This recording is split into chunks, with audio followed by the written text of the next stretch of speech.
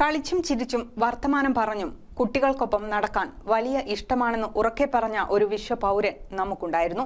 ചെടികൾ, പൂക്കൾ, പക്ഷികൾ, മൃഗങ്ങൾ, നക്ഷത്രങ്ങൾ, പർവ്വതങ്ങൾ, നദികൾ തുടങ്ങി നമുക്ക് ചുറ്റുമുള്ള സുന്ദര കാഴ്ചകളെപ്പറ്റി പറയാനും കേൾക്കാനും കുട്ടികളോടൊപ്പം അതെല്ലാം ആസ്വദിക്കാനും ഇഷ്ടപ്പെട്ട രാഷ്ട്രനായകൻ, കുട്ടികളുടെ സ്വന്തം ചാച്ചാ നെഹ്റു.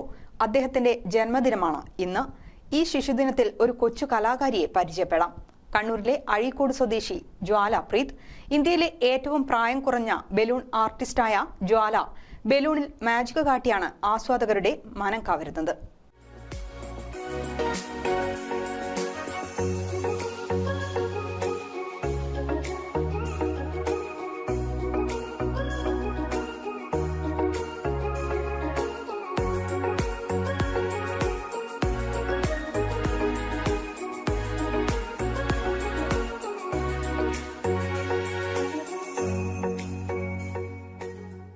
ഒരു ബലൂൺ കയ്യിൽ കിട്ടിയാൽ അതിൽ മാജിക് തീർക്കാൻ അറിയാം ഈ 6 വയസ്സുകാരിക്ക്.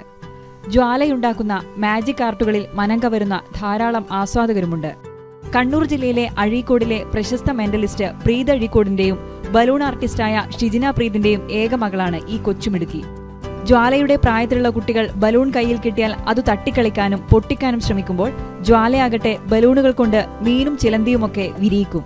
ഇത്രയും ചെറിയ പ്രായത്തിൽ എങ്ങനെയാണ് ആ കുഞ്ഞു കൈകളിൽ മാന്ത്രികത നിറയുന്നത് എന്ന് പോലും നാം അതിശയിച്ചു പോകും. അച്ഛന്റെയും അമ്മയുടെയും കഴിവ് തന്നെയാണ് ജ്വാലക്കുട്ടിക്കും ലഭിച്ചത്.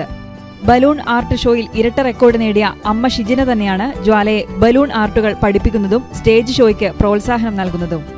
1 മിനിറ്റിൽ 23 പേരുടെ മനസ്സു വായിച്ച് ഇന്ത്യയിലെ വേഗത കൂടിയ മൈൻഡ് റീഡറായ അച്ഛൻ പ്രീത് അഴീക്കോടും ജ്വാലക്കുട്ടിക്ക് പിന്തുണയുമായുണ്ട്. ഏറ്റവും പ്രായം കുറഞ്ഞ ബലൂൺ ആർട്ടിസ്റ്റ് എന്ന നിലയിൽ ഗ്ലോബൽ റെക്കോർഡ്സ് ആൻഡ് റിസർച്ച് ഫൗണ്ടേഷന്റെ അംഗീകാരത്തിന് അർഹയായിട്ടുണ്ട് ജ്വാല പ്രീത്.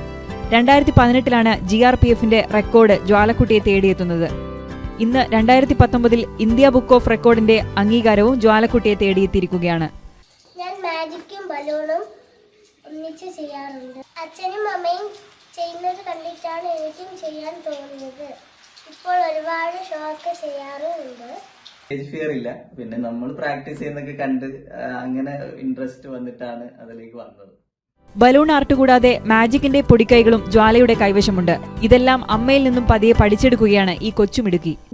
ആദ്യമായിട്ട് ചെയ്യാന്ന് വെച്ച് കഴിഞ്ഞാല് ബലൂണിൽ ഡ്രസ്സ് ചെയ്ത് ഞാൻ സ്റ്റേജിൽ ഡ്രസ്സ് ചെയ്യുന്ന സമയത്ത് അതിന്റെ മോഡലായിട്ടായിരുന്നു ജ്വാല ആദ്യമായിട്ട് സ്റ്റേജിൽ കയറുന്നത്. പിന്നെ അത് കഴിഞ്ഞിട്ട് പിന്നെ ബാക്കി നമ്മൾ ഷോ ചെയ്യുന്ന സമയത്ത് ഇവിടെ സ്റ്റേജിന്റെ ബാക്കിലായിരിക്കും ഉണ്ടാവുക. അപ്പോഴും ഇവർക്ക് സ്റ്റേജിന് മുന്നിലോട്ട് വരണം.